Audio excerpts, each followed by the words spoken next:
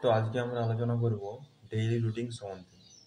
তোমরা সারাদিন কি করো, কি কাজ করো, সেসব আমরা আলোচনা করব, বা আমি সারাদিন কি কাজ করি। ডেইলি রুটিন আমাদের বানাতে হবে, কারণ আমরা কি কাজ করছি এবং কেন কাজ করছি এগুলো আমাকে বুঝতে হবে, তাহলে আমাদের টাইম ম্যানেজমেন্ট খুব ভালোভাবে হবে। যেমন আমি সকালে ঘুম থেকে উঠে ব্রাশ করি, স্নান করে সকাল 7টার থেকে 8টার মধ্যে কমপ্লিট হয়ে যায়। দিয়ে আমি 8টার থেকে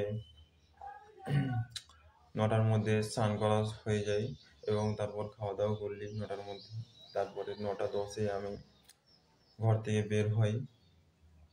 দিয়ে আমি সাইকেলে আমাদের এখানে বাস স্ট্যান্ডে যাই। বাস স্ট্যান্ডে ওখানে বাস ধরে আমি কলেজ যাই।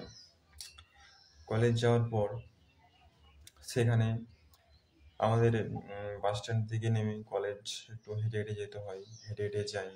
এবং তারপর কলেজে যেয়ে আমাদের কলেজে টেট থিওরি পড়ানো হয়। পড়ানোর পর আমাদের টিফিন হয়। একটা 1টার দিকে আমাদের টিফিন হয়, এবং টিফিনের পরে 1টা 1:30টার দিকে আমাদের টেট প্র্যাকটিক্যাল হয়। এবং টেট প্র্যাকটিক্যাল হওয়ার পর আমরা বাড়িতে আসি। বাড়িতে এসে বিকালবেলায় খেলতে যাই। খেলার পর সন্ধ্যাবেলায় একটু ঠাকুর নাম করি এবং মেডিটেশন করি। মেডিটেশন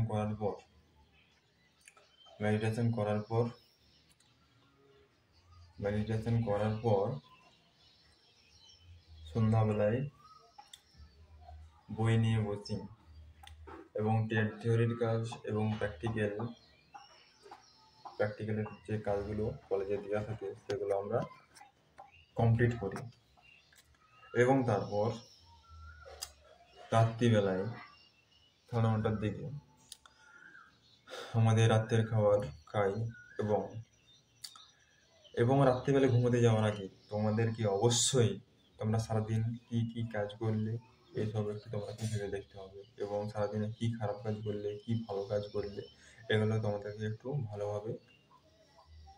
ভালোভাবে মনে করতে হবে। এবং তারপরে তোমরা একটা টু ডু লিস্ট করবে যে পরের দিন আমরা কি করব। ঘুমোতে যাওয়ার আগে করতে হবে, কিন্তু টু ডু লিস্টটা করবে যে পরের দিন আমরা কি করব, সেটা টু ডু লিস্ট তোমরা করবে, এবং তারপর ঘুমাতে যাবে।